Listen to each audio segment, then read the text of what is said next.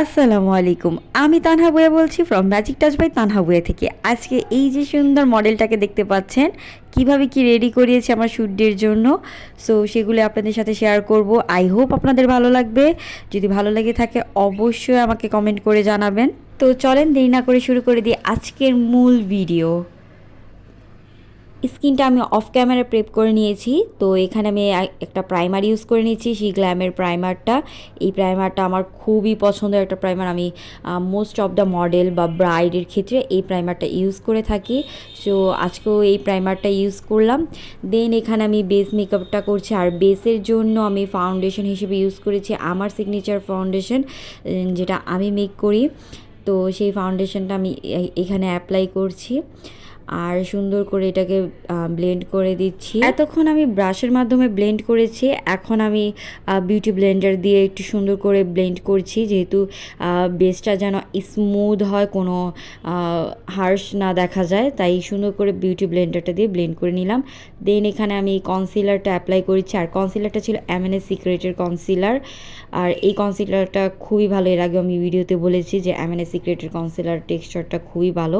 So আমি এই কনসিলারটা use করি। এখন কনসিলারটা সুন্দর করে ব্লেন্ড করে দিচ্ছি, আর এখানে আমি পাউডার দিয়ে সেট করে নিচ্ছি পুরো ফুল বেসটাকে।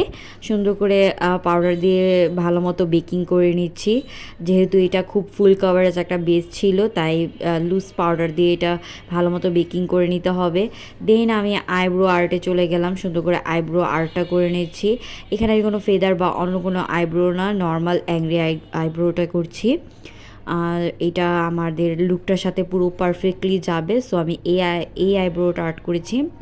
দেন এটাকে সুন্দর একটা শার্পনেস দেওয়ার জন্য কনসিলার দিয়ে সুন্দর করে শার্প করে দিচ্ছি। দেন এখানে আই মেকআপ করার জন্য আই বেসটাও করে নিচ্ছি। আই বেসটা করার পরে এখানে আমি একটা সফট কালার নিয়ে আমি পুরোটা আইলিডে অ্যাপ্লাই করে নিচ্ছি।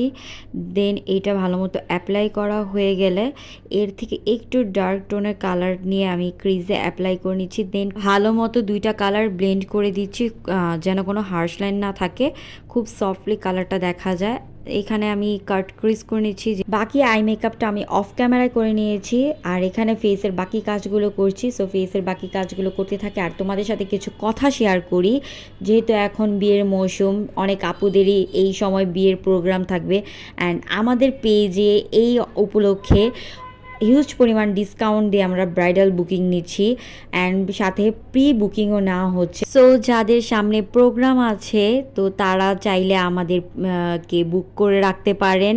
অ্যান্ড আমরা যেহেতু প্রি বুকিং নিচ্ছি, সো তাড়াতাড়ি বুকিং করে রাখতে পারেন আপনারা।